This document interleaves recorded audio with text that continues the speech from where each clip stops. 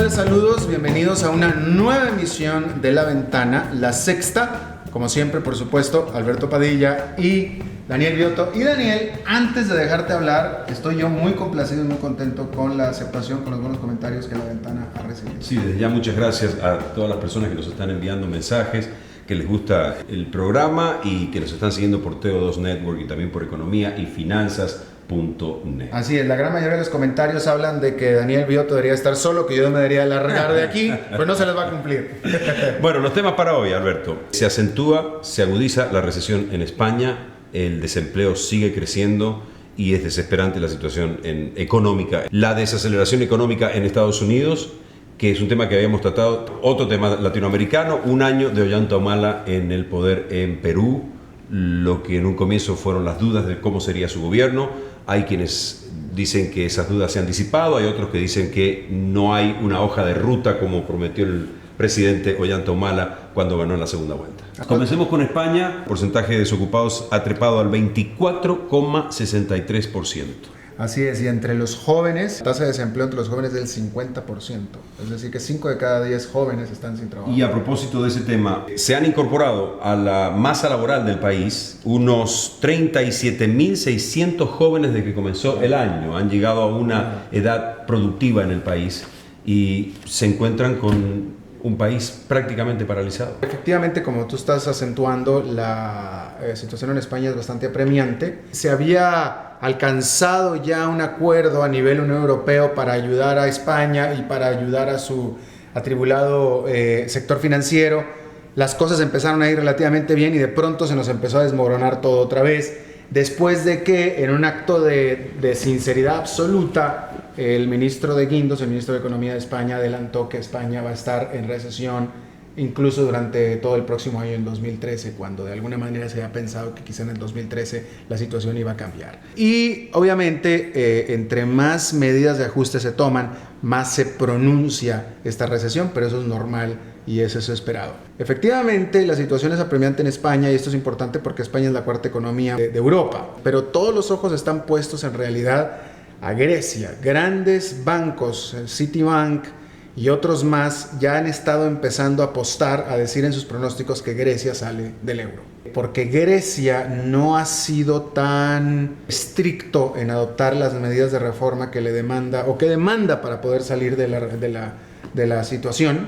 Entonces no han podido dar señales claras de que efectivamente van a arreglar su situación financiera y por tanto se van a quedar sin dinero y ya están apostando todo el mundo que Grecia sale del euro. Y también esta semana llegaron cifras preocupantes de Gran Bretaña y se acentúa la recesión en Inglaterra. Así es, también estaba viendo un reporte también de The Economist en el sentido de que, siendo pesimista en cuanto al efecto que los Juegos Olímpicos, que están en este momento ya comenzando a celebrarse, va a tener ninguna diferencia. La Gran Bretaña es tan grande, la economía tan importante, que el gasto vertido, que también es muy importante, de infraestructura sobre Juegos Olímpicos, en realidad para una economía de ese tamaño no hace ninguna diferencia. Volviendo al tema de España, son 5.693.100 las personas desocupadas. Y decíamos, más de 37.600 jóvenes entraron al sector productivo del país. Es decir, a buscar trabajo. A la gente que puede salir a buscar trabajo y se encuentran con un país prácticamente paralizado. Pero además es el propio Estado el que está generando desempleo,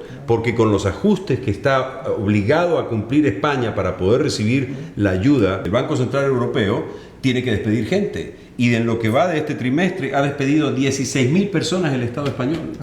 Así es, sí, desafortunadamente, como hemos dicho ya en otras ocasiones y que de nuevo los latinoamericanos sabemos muy bien, de acuerdo a las crisis, que todos los que tenemos más de 35 años nos acordamos perfectamente bien, la medicina te enferma más en el corto plazo, te pone más bajo cama, valga el dicho, antes de empezarte a curar. Y así es, efectivamente. Pasemos ahora a Estados Unidos y la desaceleración económica. Mencionábamos el otro día que en realidad el país ha crecido en este último trimestre, pero ha crecido menos de lo que se pensaba y ha generado menos puestos de trabajo de lo que se pensaba. La economía de Estados Unidos se viene desacelerando. Este viernes salió el dato de que durante el segundo trimestre la economía de Estados Unidos creció solamente 1,5% anual, que es muy poquito. El primer trimestre se había ajustado ya la cifra de crecimiento a 2%. Antes se había creído que era más, pero se ajustó a la baja a 2%. Entonces venía creciendo muy poco y ahora está creciendo todavía más poco, por supuesto con el desempleo permaneciendo bastante alto. La sequía en gran parte del país, ¿crees tú que tenga algo que ver con esto? ¿La situación en Europa? Obviamente todo se compone, el componente principal es la situación en Europa. Pero ahora, este asunto del crecimiento tan bajo de Estados Unidos, Daniel, hay que verlo de dos diferentes aristas, ¿no? Sí, efectivamente la economía se viene desacelerando, pero también efectivamente la economía viene creciendo. Sigue siendo Estados Unidos la economía más grande del mundo, y para ser la economía más grande del mundo, en comparación al resto de las economías gigantes del planeta, la economía de Estados Unidos junto con la de Alemania son las que están mejores. Entonces están menos mejor o desmejorándose en Estados Unidos, pero no significa que esté mala. Hay una forma interesante de poder interpretar cuando se dice el país crece pero se está desacelerando. Es que la palabra desaceleración es la que corresponde, pero quiero que me corrijas si es que yo interpreto mal la visión de los economistas en ese sentido. Ellos miden el crecimiento del país, supongamos, como un automóvil o un vehículo que va a 50 kilómetros por hora. Reduce la velocidad a 40 kilómetros por hora, igualmente sigue avanzando, pero se han perdido 10 kilómetros por delante, que eso es lo que están considerando como una pérdida dentro de lo que es el progreso económico del país, ¿correcto? Sí, la analogía es buena, el país se desacelera, literalmente. Sigues avanzando. O sea, están 10 kilómetros más atrás de donde tendría que estar si hubiese seguido creciendo a una velocidad de 50 kilómetros por hora. Quizás sea más fácil decir que simplemente estás 10 kilómetros más lento. Exacto. ¿No? Vas a llegar a donde quieres llegar, te vas a tardar más, pero sigues avanzando. Una cosa es desaceleración, otra cosa es recesión. Lo de España, ¿qué es, por ejemplo? ¿Va marcha atrás? Sí, totalmente. Es crecimiento negativo, está decreciendo, se está achicando la economía. El auto se ha puesto en reversa, va para atrás. Literalmente, va en reversa, literalmente. ¿Quiénes están en reversa en Europa ahora? Inglaterra también, ahora. Inglaterra ya está en reversa, o sea, en recesión. Todo, no tengo la cifra exacta, pero hasta donde yo puedo recordar, todos los países menos Alemania ni Francia. Y esto, por supuesto, siendo la Unión Europea la economía como tal más grande del mundo, obviamente tenía que venir a pegar a Estados Unidos, y es lo que está pasando en este momento. Ahora, el componente principal o la razón principal por la cual la economía de Estados Unidos está desacelerando es porque tú y yo y todos nuestros demás compañeros que vivimos aquí en este país hemos dejado de gastar, precisamente porque estamos empezando a ver que el mercado laboral no se soluciona. Entonces ha habido pérdida de confianza por parte del consumidor. 70-75% del componente económico de este país lo representa el consumo, es decir, lo que consumimos tú y yo y el camarógrafo aquí, y hemos estado reduciendo este consumo y por tanto la economía se empieza a desacelerar. ¿Cómo me puedes explicar que dentro de un panorama tan negativo, donde las economías más poderosas que prácticamente mueven el aparato económico global estén o en reversa o disminuyendo la velocidad, como en el caso de Estados Unidos, pero América Latina sigue? Y ¿Cómo me lo explicas esto cuando hace apenas 20 años atrás, si estornudaba Estados Unidos en Europa, en América Latina se resfriaba todo el mundo? Así es increíble la situación. De hecho, el mundo se está sosteniendo en este momento por los países emergentes. ¿Cómo me lo explicas? Un gran componente de esto es China. China es el gran país emergente, es el gigante país pobre. Tú sabes que los países pobres son los que más capacidad tienen para crecer. O sea, Estados Unidos no va a poder crecer. China se ha desacelerado de tal manera que está creciendo solamente 8%. Estados Unidos no podrá crecer 8% nunca en su vida. ¿Por qué? Porque es un país ya desarrollado.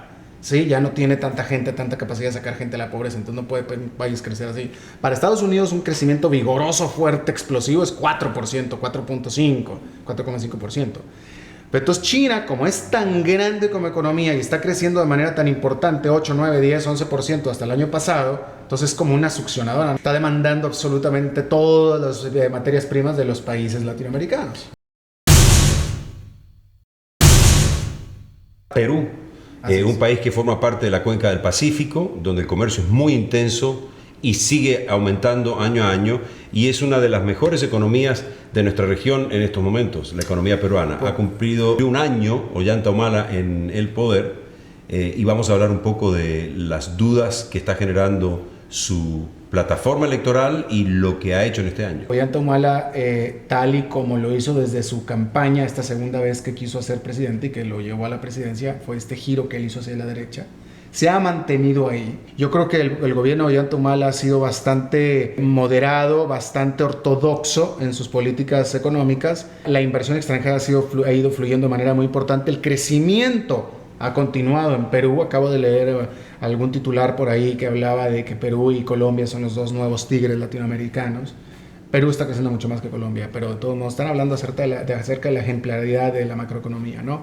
Sin embargo, acaba de haber acontecimientos bastante importantes en Perú en el sentido de un cambio de gabinete importante, resultado de las fuertes protestas contra la inversión minera en la provincia de Cajamarca. Y aquí este ha sido el talón de Aquiles de la presidencia de Ollanta Humala. A pesar del extraordinario crecimiento que está registrando la economía peruana, la inclusión social todavía es una deuda muy grande que no la pudo resolver el presidente Alan García y que en este primer año de gobierno de Ollanta Humala, siendo un gobierno de izquierda, y no coincido contigo en que se fue hacia la derecha, creo que lo más que se pudo mover Ollanta Humala fue un poco hacia el centro. Creo que todavía sigue siendo una deuda enorme y sin saldar en Perú. Bueno, la desigualdad social es la gran asignatura pendiente de prácticamente toda América Latina, ¿no es cierto? Yo no compro más esa excusa, Alberto. Es la gran deuda de toda América Latina. ¿Y sabes por qué te lo digo? Porque hay economías que están creciendo muchísimo.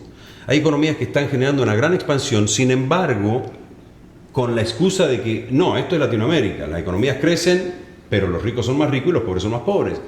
Eso yo no lo compro ya. Eso ya no lo creo. No creo que sea un estigma, una justificación de decir, pero es un país latinoamericano, Daniel. No. Y definitivamente no es excusa. Lo estoy identificando el problema. Lo que tú dices es totalmente cierto.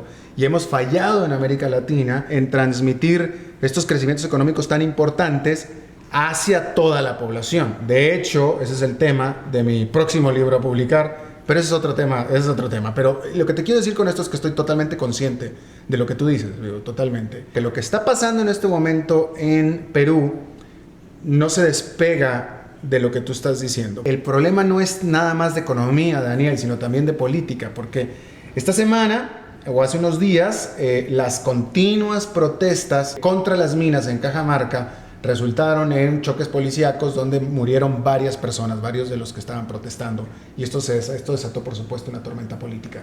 Pero el problema de esto, Daniel, es que claramente estos grupos de gente que protesta está claramente siendo manipulada por políticos locales. Porque claramente esta gente no quiere negociar, obviamente está pidiendo cambios en la inversión minera.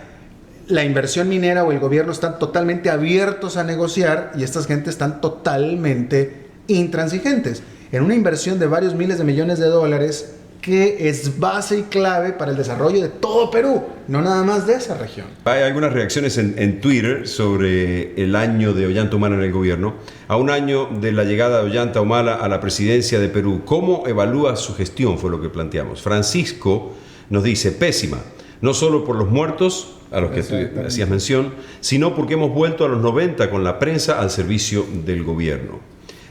Lucili dice, de Humala se habla poco, eso es bueno. Y Silvia Vila nos dice, los temores que generó su elección parecen haber quedado en el olvido, pero las clases más bajas siguen esperando reformas sociales en Perú.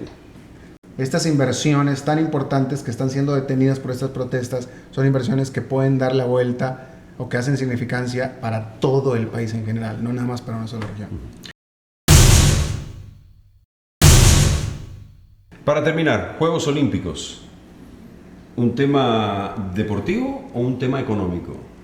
Bueno, tú sabes que yo de todo lo veo desde el punto de vista económico, ¿no? Pues si no fuera por la economía, si no fuera por el dinero que las ciudades le meten a este asunto, no habría Juegos Olímpicos, ¿no? ¿Sí? ¿Tú crees? Claro, por supuesto. Son grandes inversiones las que se necesitan hacer, grandes, fuertes inversiones, que si no hubiera, al final del camino, la decisión del Comité Olímpico de hacer una tal o cual Juego Olímpico en tal o cual ciudad es por la economía. O sea que los países con pocos recursos, o países pobres, o países subdesarrollados, no pueden aspirar jamás a tener Juegos Olímpicos. O sea que los Juegos Olímpicos internacionales tienen poco y nada.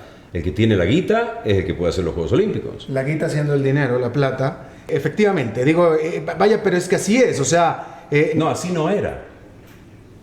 Así no era y así no debería ser. Soy demasiado joven, no me acuerdo yo. Sí, Daniel, sí. ¿por qué no nos explicas a qué te refieres?